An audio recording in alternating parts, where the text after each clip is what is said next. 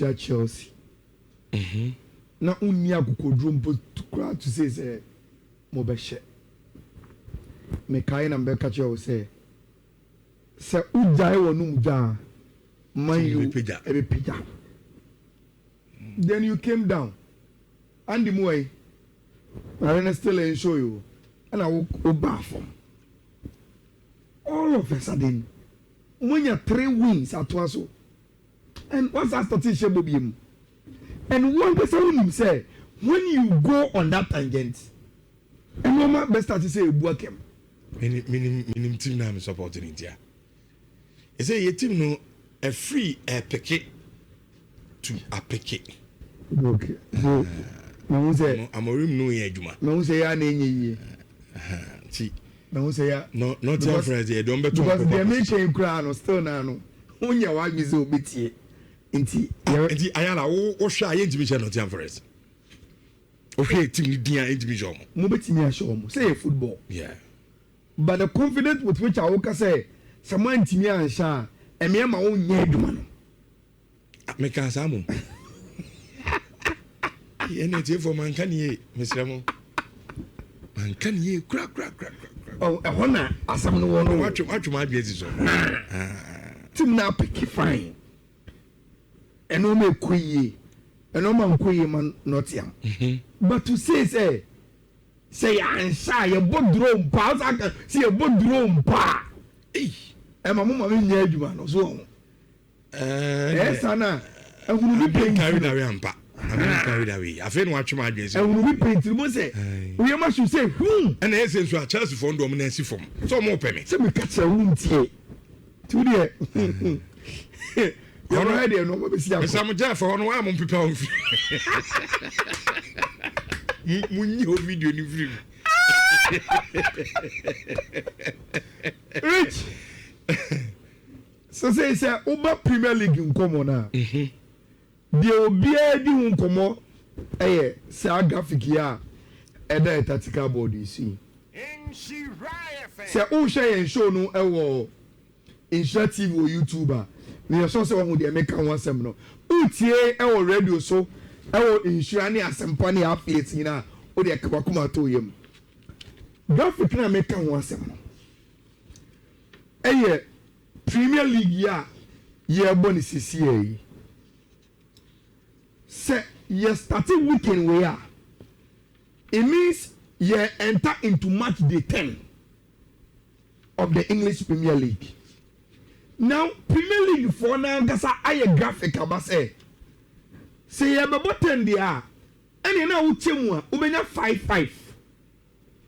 Now the difference no any the we are story no echo and say you starting Premier League no you bought the first half of the Premier League so far now near boy you know. Now Liverpool actually Arsenal 5 points. Rich. Now the last 4-5 games I have in the Premier League no. Arsenal Abeja Liverpool quite cry. I was 22 points. Liverpool that's 15. Now the Rich. From match days 5, Liverpool added 1 point in both from points. Not one. A serious. Liverpool. Yes. Almost 30 unbeaten. First 5 games. Obia say, Oma the league nada. Transfers no my yeno. As I be victim no. And almost starting year until they are gone. Rich. All of a sudden, the last 4 games that Liverpool have in the Premier League, not even a draw. And Arsenal have taken 10 points from that moment, and then almost 22 points. Liverpool have 15 points. That is the story so far in the English Premier League. Now, with this story, your games to share your games to show tina until we zoom into the was say this a bosso na ye mu analysis kakrebi which I think first of all Brighton and Hove Albion at home to Leeds should give us an over 1.5 game. Okay. And see, that is my first prediction. Then Arsenal form number 1. Rich. Away to Burnley on paper, Arsenal should win. Especially when Saudi face and to two competitors one. They have tricky games than Omo. And so if Arsenal are consistent, not before it's have a November international break, Rich or consolidating games now at the top now. These are some of the difficult games, but winnable games you need to win. And see, I think say again, Arsenal will keep their focus. The only thing I ever Arsenal and Team Burnley is when they lose their focus. When they start to think so, maybe. But Rich, you don't see that even in Arteta. And see, Arsenal right game in him with all the focus. They are good enough to beat Team FN Burnley. Now, Rich, my problem is oh, sounding so confident, say Manchester versus Nottingham Forest. Are you aware of Saudi Arabia? Are you aware of this? Say, my last 3 games I'm about against Nottingham and Omasham. Last season is an form. But last season go. See, I can last 3 games. Yeah. It means I can last 2 seasons. in And Rich, I am no credit. Man U and Ney, order to Nottingham Forest and Nhyira. Man U seems to be picking up. But I don't say, Enka, Bibi say, never I say, I can't remember. When you have take a car and say, Charlie, even though today we are better than Nottingham Forest, they've been one of the boogie sides to us in the last 3 games. And we have to be careful. What this means, and I said, Rich, if you want to beat them, you need to be consistent with them and say, "Dear Maya, now we need 3 games at once." No drop it, you can beat them. Sure. Now, FIFA was telling you again the Shondike factor. Rich, Shondike Bayern, only 1 game in Europe, and he has won. And the other to Nottingham Forest. With Nuno Koye and Postecoglou Baye and Shondike Baye. Rich, for a coach to step in, play 1 game with a team and they won. A team and a winning action. Me assure say after the game, the players will go like, hey, I didn't be at say the Obetre Kitue be cray. I'm here winning a first match in a long time there. They will have to believe in the coach. Probably Obetimi are turning around their fortunes. Now, Rich, if that is the feeling in the dressing room of Nottingham Forest, then they will give you a very, very good game. So, situation I mean, really tells what you say. Yeah. All of a sudden, coach be buy and you win. Then we get the win. That's a morale boost. Now, for your catching them, say, coach, you never to me at 10 things around Amiabe, we need ya. They will play for him. Now, Rich, you know Shondike. Yeah. And you know when players can say, Ombabamana. Rich, then you are going to meet a team, a bit town, a bit piano, a bit defending blocks. That is who Shondike is. Difficult to beat. Typical English football coach. So aggressive with the tactics. Rich. We need to answer there, but I think this game is very, very complicated. It's very, very complicated. And I agree with Amorim. Ebia, moving first one, go for you.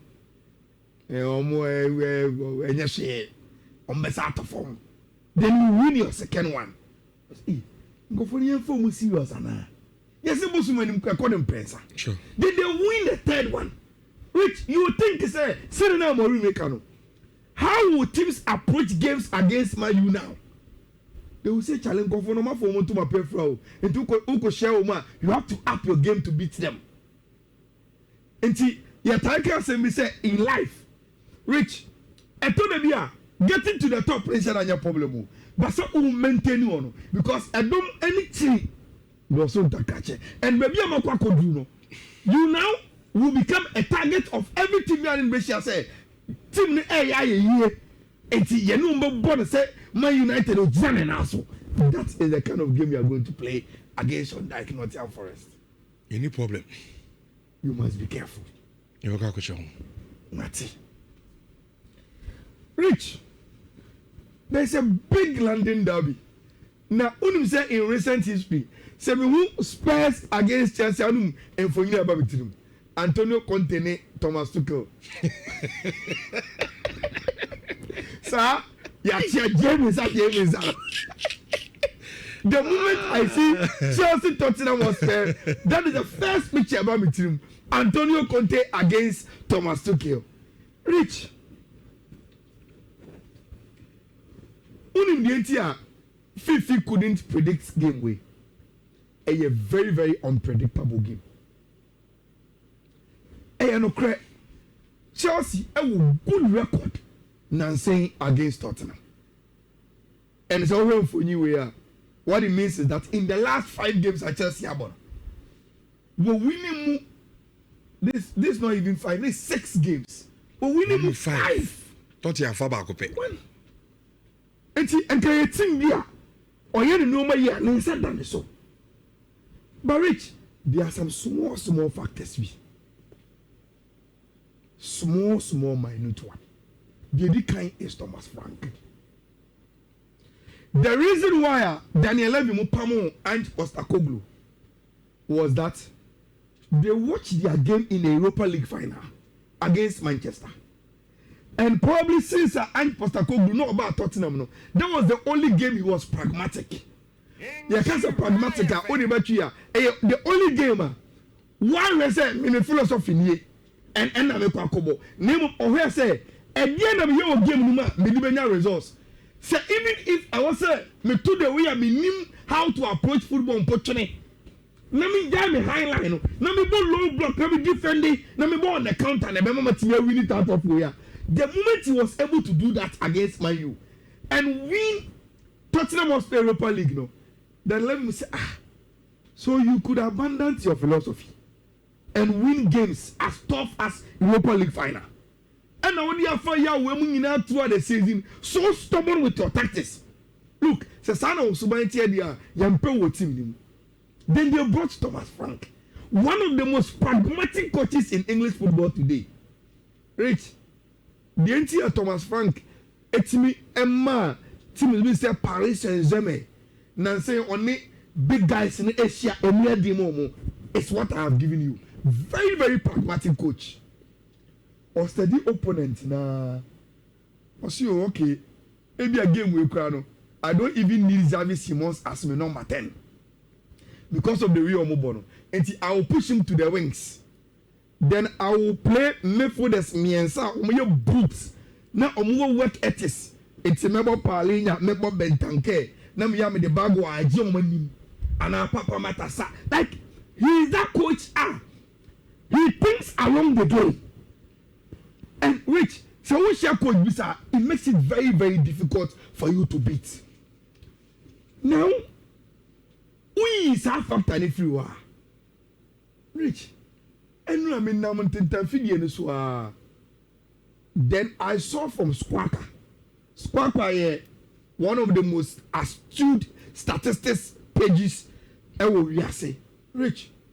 Then they were talking about Palhinha. I'm saying, hey, but in share platform, no so there. We've done a lot of debates about DMs Nancy in the Premier League, and it seems that Palhinha are escaping in the conversation. But if Squawka is saying, say, over 8 more tackles than all the players in the Premier League, then probably that's a big mix in our conversation. It's Rich. I am not correct. So only Chelsea boy now. You are going to play against the best DM in the Premier League in Moscow. And for me, see a book game I tougher, the prediction there. I those engine room qualities no. And they are a team 10 game no around. But Rich, the other game way again here day and they say if Chelsea are coming in with Moscasedo, Rich, Tottenham will come in with Paulina. And me who squat away no. And me delve deeper into the research. And for those who are watching, let's go on it. Rich, this season, this is the comparison. Omu nyina about 9 games. Just that Mosca said more minutes because of maybe an injury time I did to toss on the other. Mosca said has 3 goals. Paulina has 2. Yellow cards and the cards squad any problem. But Rich, Paulina have 1 assist.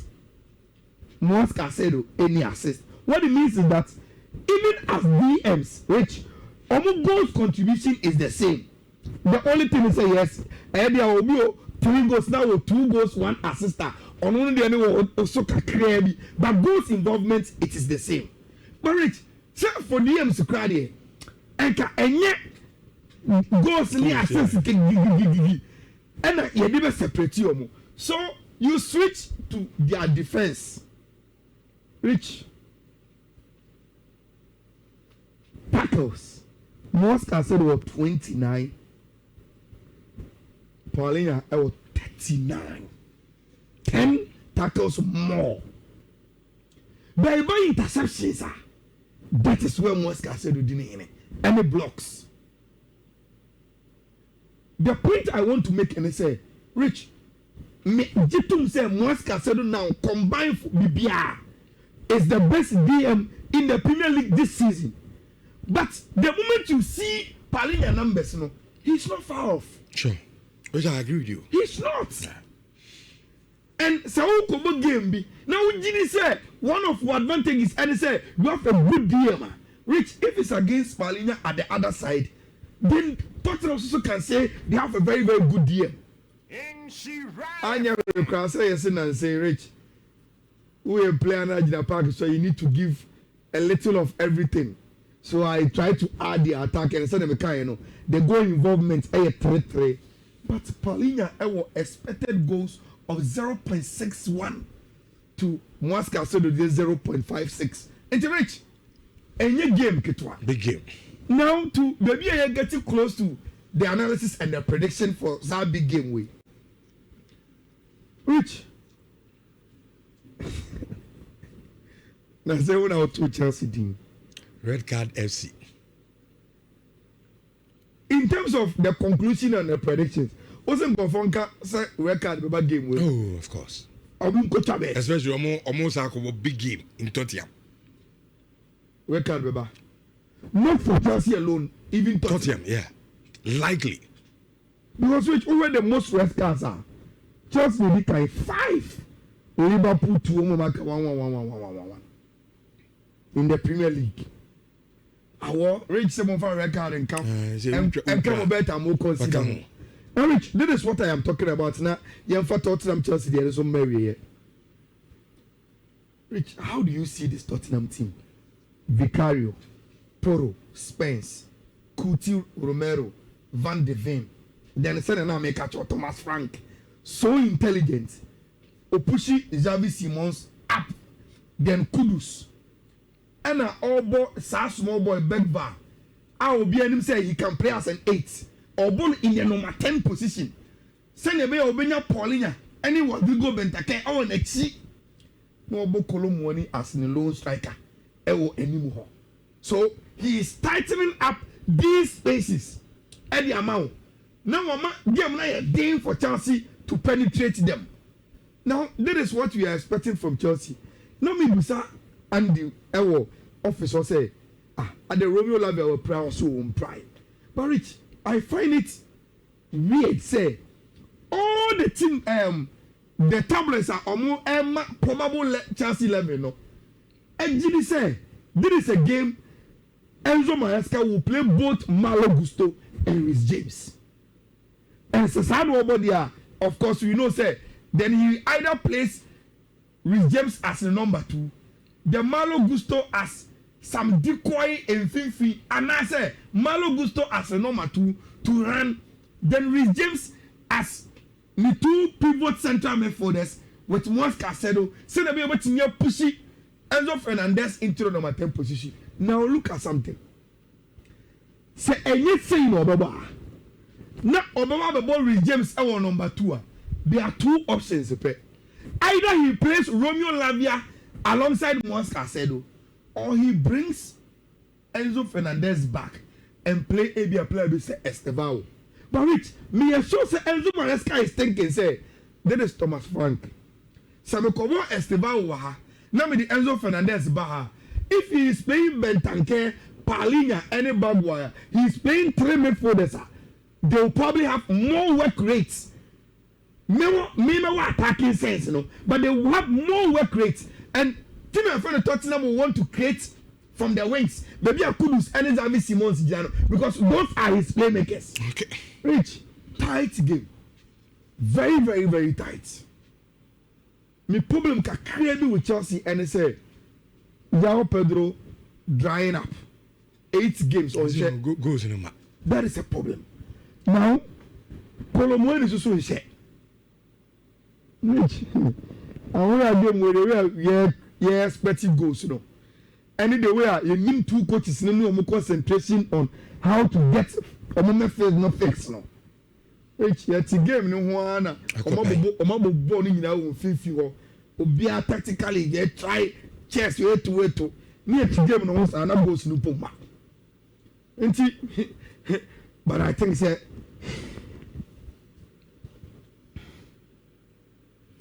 it's yenya game will ever slip to see okay. I don't see anything clear apart from the midfield but Rich, you say why pan press I want to change man away.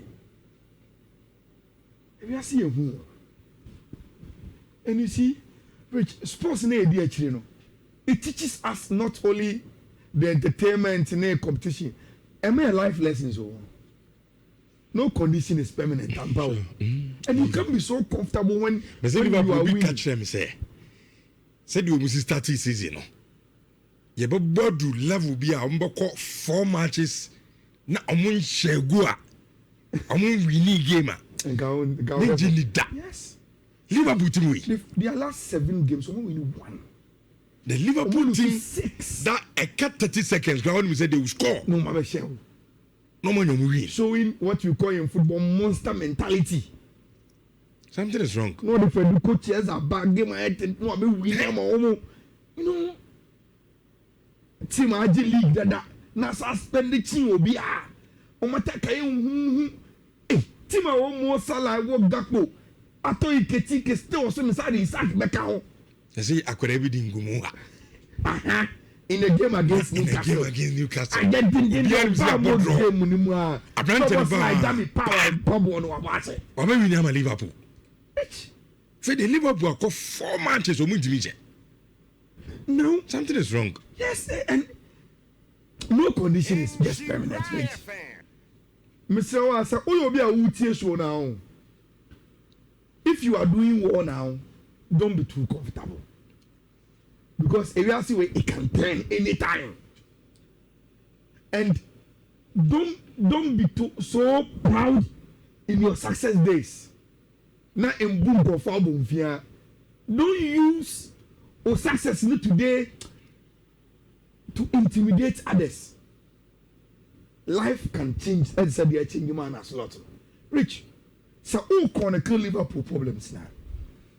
Results are not coming. They are starting toppled by Arsenal. And your results no go. Results no man. I'm an Arsenal as a team on gap. We are no fewer. According to live score, Rich, almost say there is no striker in the Premier League. One missing big chances. All should go. Alexander Isak. Not just chances, so big chances. Yes. There's no bottleneck in him. 4 yes. Isak. There is no striker in the Premier League. I want me see more big chances are on share goal than Alexander Isak. Another headache. And no man could be rich. Liverpool starts with that in the end so many trophy. Now rich, they couldn't win the Community Shield. Now they are out of the League Cup. And just as when you are in the midst of crisis, that is what is happening to Liverpool. Norwich, in all the Liverpool film, they have big November coming up, and it starts from a net against Team Aston Villa. Now, and Liverpool, Ponyamino Madum Rich, Nanko Muisha Tima, and also Son and Kadumbi. Nanko Mueso meeting their Saw Mokania. But Rich, the contrast of any game and they say, once Liverpool form any crowd, Aston Villa all of a sudden up a form. And they've won their last 4 games, including beating Manchester City. It's what all perform and no man go about. And can we run new man tomorrow? Say, me a start you know what 10 things around that. Rich, you are going to meet a team who are so say go and over. And that takes us to the game. Yes, government, he could be the difference maker. I will be happy to come here on Monday and tell your brother Charles Chinebo say, Michelle game no on Saturday no. Government a team say Kim na omegina 6 wa. He gives Liverpool the balance of we here and or constructive play anymore and until no meeting say Aston Villa. But Rich, there is one caveat in this game. And I swear to say, teams in almost show mono. Ayo long balls in the ball. Rich, one of the best teams with the long balls, Ayo Villa. And I have watched United Emery do this from last 2 seasons against the big boys. So what shall say Okoshia any other team? About one of the defensive midfielders, no about a number 8 in Yuri Tillemans. But Osha big boys now, Rich. He tries to play 2 of the DMs in Onana and Kamara. No blocking in Fifi. Then because on the same way we have 2 DMs in Intino, Rich, they resort to long balls because the DMs no. Omuni Yuri Tillemans for Baba Jimbo on Atene. It's the ball no long. The person finding Omo Magin, Rogers, and Oli Watkins. And to the Liverpool Pecrano. And no plans to my Aston Villa for no Edibayom. Rich, you have game no Anfield. Oh, Adebayo say Anfield is the most scariest stadium. Ubetimabo as opposition. Rich, Anfield need to turn up for Liverpool, because I can't imagine us coming back on Monday and say Liverpool is oh, but wait and come back on the palm slot. Sure. Rich, Liverpool yes are clubs no more 5 somewhere for they was say and a slot last season success no. Rich or their Tom Raman who or their Tom Raman who sana me gidi. Okay. It will so remember promote slot this season now. Rich, I just say it do a level where Omo say baby I didn't do need there. Unya na enye yebiem. But I don't think say ebeba intentem ya. But they really need to fix their team as soon as possible. Rich, we need sympathy prediction. But I think that Liverpool will at least get a draw. Okay. They will get a draw against my friend Aston Villa. Yes, no. Because and the games no. Score. There are 2 games per. And the reason why I brought this graphic, Rich, what will you say? West Ham, against Newcastle. Typical English football game. West Ham, Newcastle. London. Me double chance Newcastle. Double chance Newcastle. I think say if you watch West Ham team in there. That is how it sounds. It means say oh chance who try better and I say a long better. Many rich as if say you read my mind.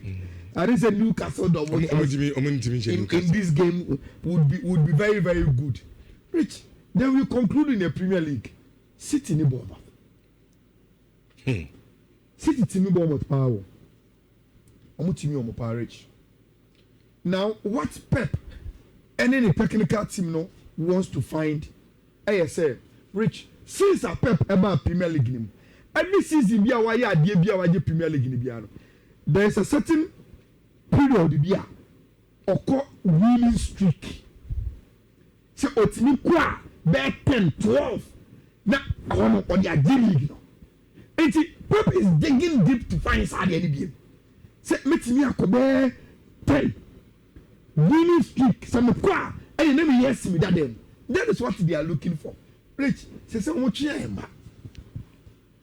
now they are coming from the backdrop say they lost their last Premier League game against Villa but they have a very very good record against Bournemouth. Mati say Pep say Rodri aba but onim say obetimi a start here and say but onim say Rodri can give them some minutes. It was our game we mu.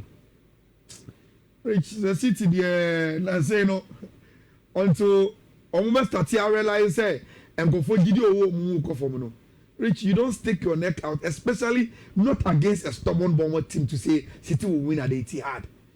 But at least Bournemouth and Omu coach they are a goal scoring team and City at home is a goal scoring team. Until Ochina Mesrao say obetra sa bet we go for goals in the City Bournemouth game no. Now I think that will be a very very good bet at the amount. Now Rich in wrapping up look in the Spanish La Liga I think say 3 teams now omo pre-league no. Real Madrid, Barcelona, Atletico. Rich omo nyina were very very winnable games. And omo nyina so go ofie. Okay. It starts from team friend Atletico against Sevilla. It's a very very winnable game. There's a one Atletico crane there. You can go their double chance and you'll be rest assured. Sevilla team above from par. So that is my prediction for Atletico game. No, Real Madrid and now against Valencia they will win. Real Madrid will win, Rich. I'm expecting them to win. And so if you buy, that is the expected lineup for Modebaba. Masantuano back into the team with Mbappe, Vinicius, then a midfield of Chiomani, Goulet as number 8, Bellingham as a number 10, then almost back for I think say Real Madrid will be too hot for Tima, your friend in Valencia. After the El Clasico, Barcelona will want to bounce back. Rich, so also bounce back. Near Mount Elche will fear. I think say it's a game that you need to take into injury. Barcelona must be able to beat Team FN Elche.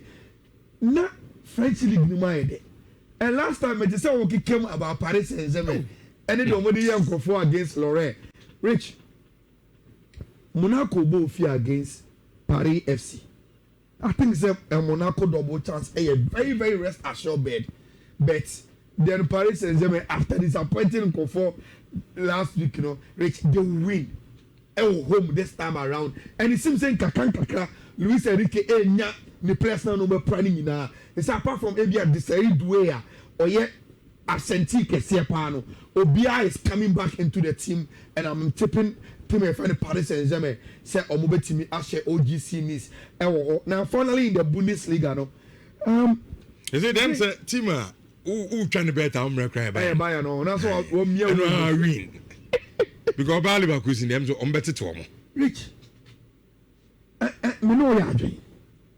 you may select some games and add the over 1.5 no error. But Rich, this is their last 5 results against Omo opponent this weekend. No, Leverkusen for no. So the difference is that was the Bayern Leverkusen no more form. But you see, I do mutie ni send your buy and equal idea. Rich, unim say the next a jajo pa bet for be su will be the day Bayern don't win. Okay. Because say send your work an. Obi awa wo to so or you sleep be on. Obi o say me try better Bayern win, you know that. It is down for be super. Will be that weekend that especially as a weekend we are Bayern go home. They expected to beat Leverkusen. Ekubuke mu a egofo be ye it mami fe be code link entona okay yetini emeni enkomo bebre ewo Ghana Premier League nso mu ye de is taking shape eno so game na e course wo bechem me catch now say omu show mu yie ewo ho rich 4 betway post and Saturday and then Saturdays there look upeska na there to coast na chi na what na wakonya na wo games no green ball na wo take green ball na wo take panta bia ni wa wo twa bet Saturday in Saturdays there e da also to udu sika egu bet coast no so ti enya abotre ni asesa ma wo e na ye dey ma first one no e BW1DA 2C604 and a second one no BW1DA 3C3A3 fourth one no third one BW1DA 41989. Then the last one BW1DA 46DDB.